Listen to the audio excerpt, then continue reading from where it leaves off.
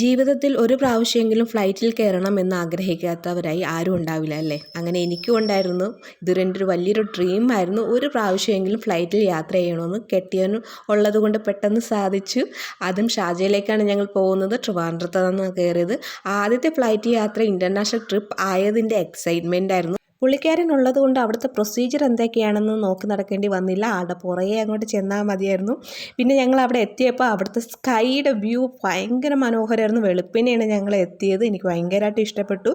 ഇതുപോലെ യാത്ര ആഗ്രഹിക്കുന്നുണ്ടെങ്കിൽ, ഒരു ഫ്ലൈറ്റ് യാത്ര ആഗ്രഹിച്ചിരിക്കുന്നവരുണ്ടെങ്കിൽ ഒന്ന് കമൻറ്റ് ചെയ്യണം കേട്ടോ. അങ്ങനെ ഞങ്ങൾ നേരെ റൂമിൽ ചെന്ന് ലഗേജ് വെച്ചിട്ട് ഫുഡ് കഴിക്കാനായിട്ട് പുറത്തോട്ട് ഇറങ്ങി. അങ്ങനെ നമ്മുടെ ഫസ്റ്റ് ഡേ, നമ്മുടെ ഷാർജയിലെ ഫസ്റ്റ് ഡേ ആണ്. അപ്പോൾ ഇവിടെ വന്ന് ഞാൻ വിചാരിച്ചിരുന്നത് ഇവിടെ മരങ്ങളൊന്നും ഇല്ല, മൊത്തം മരുഭൂമി മണലാരണ്യങ്ങളും ഒക്കെയാണ് എന്നാണ് വിചാരിച്ചിരുന്നത്.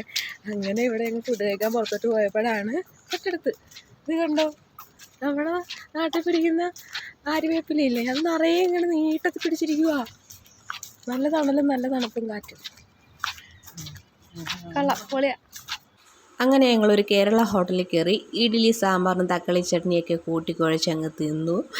പിന്നെ എൻ്റെ മെയിനായിട്ടുള്ള ഡൗട്ടായിരുന്നു നമ്മുടെ കേരള ഫുഡും ഒക്കെ ഉണ്ടാവുമെന്ന്. പക്ഷേ അവിടെ കേരള ഫുഡും ഹോട്ടലും മലയാളികളും മാത്രമേ കൂടുതലുള്ളൂ. സത്യം പറഞ്ഞാൽ അതൊരു മിനി കേരള ആയിട്ടാണ് എനിക്ക് തോന്നിയത്. കാണുന്നിടത്തെല്ലാം മലയാളികളായിരുന്നു. നമ്മുടെ നാട്ടിൽ ബംഗാളികൾ ഉള്ളതുപോലെയായിരുന്നു ആ നാട്ടിലെ മലയാളികൾ. അപ്പോൾ പുതിയൊരു വീഡിയോയുമായി വീണ്ടും കാണാം. Bye bye.